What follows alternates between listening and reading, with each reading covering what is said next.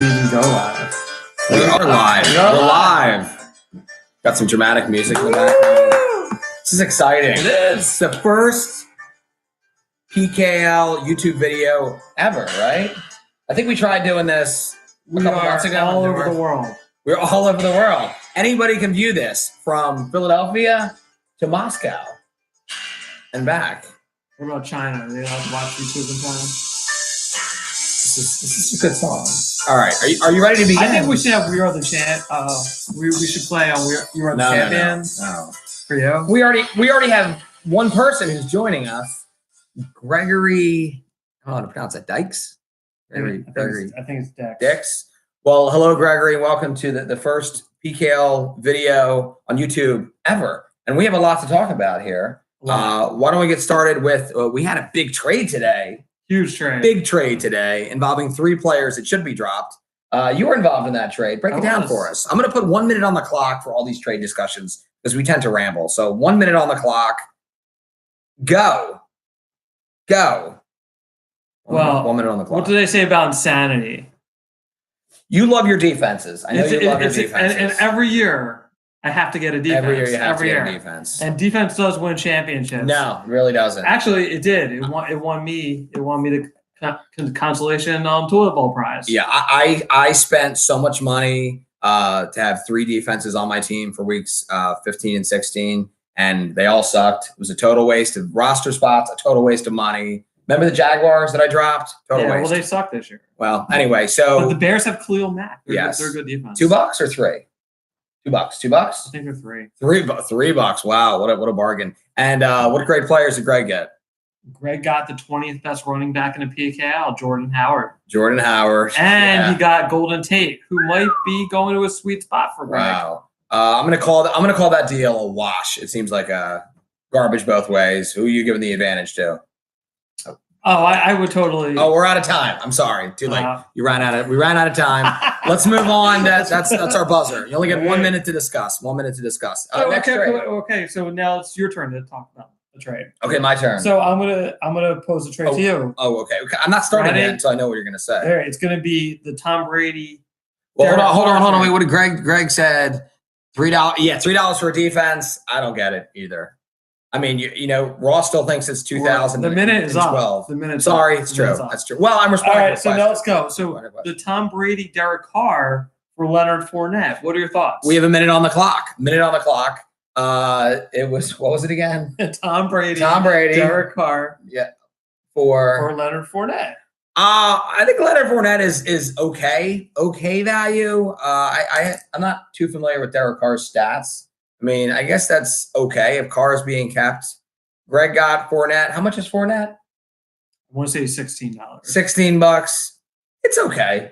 I don't know. I don't really feel strongly about it. I'll call that a push. What do you think? I think Greg wanted a free steak dinner from me, and that's why he made this. There may have been some minor collusion on that, but that's out of my jurisdiction. Well, you shouldn't have made that bet. Greg is too crafty. Honestly, I didn't think there would ever be someone that would take Brady at $28. Now, was I wrong. It's really only considered collusion is if Greg said, look, make this trade with me so I can get a steak dinner. And, you know. So maybe it was really Carr for Fournette, but then Brady had to get thrown in. Maybe. So he can get the steak. We'll call it a push. And we're out of time. Oh, thank goodness. This dollar, this 1 minute timer is great. Next trade. Moving on. Those are some really exciting trades we got here. Okay. What about Derek? Damian Williams for Mr. Washington. Okay, we minute on the clock. I'll briefly say what I think. Look, Williams is playing great right now. I may end up regretting that. It's a sell high for me. I don't value running backs as much as most people do, and I'm hoping Antonio Brown is on the way out. Washington will be the new guy. I think it's worth a gamble. What do you think? So if Greg were to have offered you Fournette for Williams, would you have done that trade if you could afford it? Well, I can't afford it. But if you could have? I can't really say because my makeup of my team isn't like that. I would like the cheaper guys.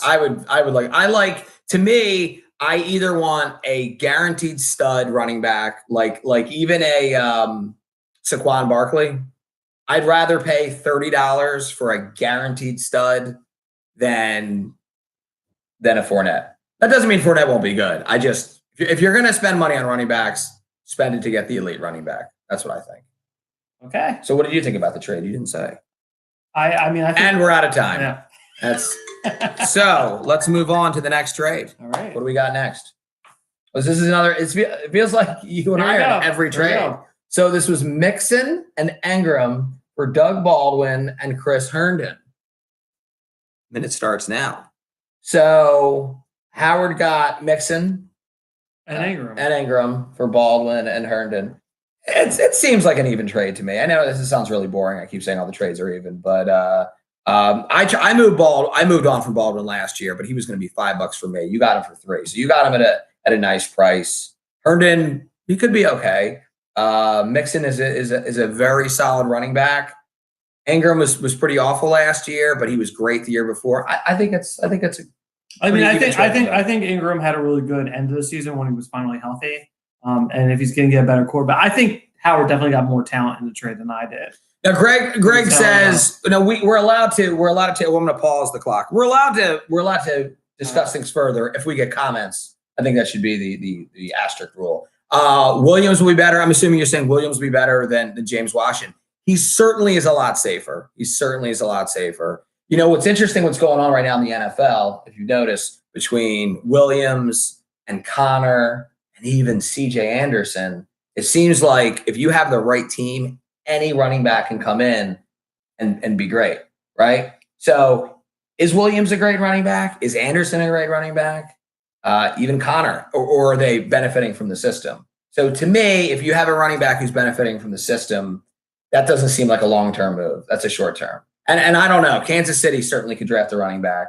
But yeah, without a doubt, right now, it looks like a good trade for Howard. I'm banking on receivers to get a James. And thank you, Greg, for telling me your are opinion. You saying that Connor is more a product of the Pittsburgh running system? He might be.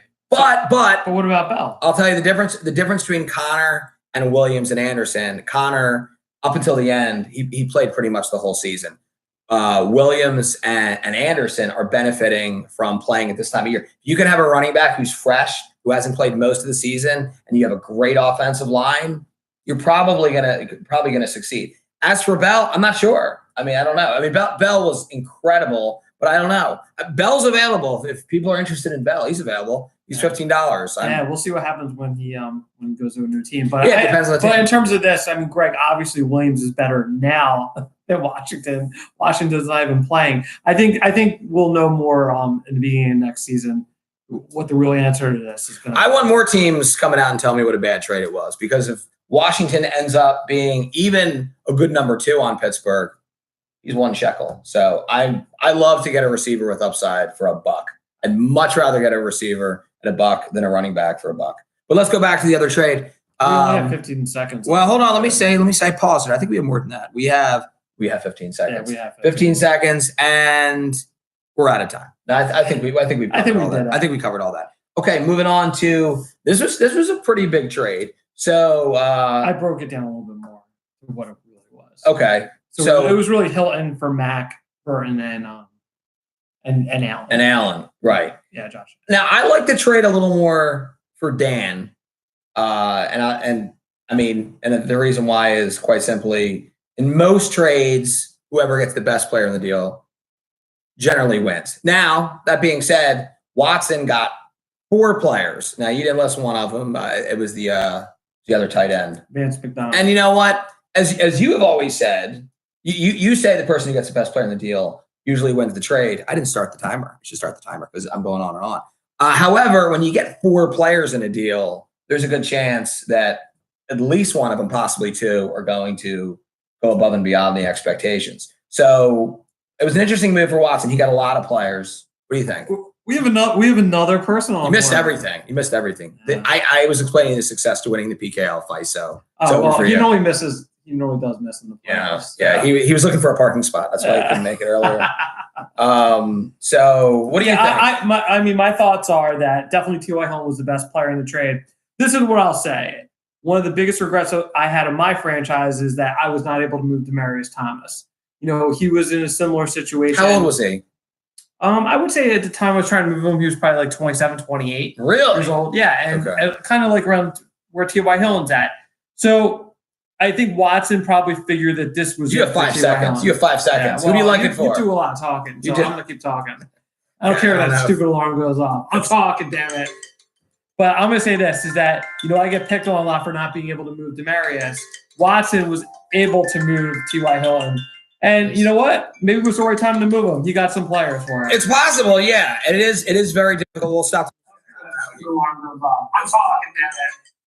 But I'm going to say this, is that is weird. I get picked on a lot for not being able to move Demaryius. What is going on? Watson was able to move T.Y. Hilton. Do we know why we And you know what? Maybe it was the right time to move him. You got some players for it. It's possible, yeah. It is very difficult. No idea what's going on. We'll pause for a break and a commercial from Jiffy Pop Popcorn.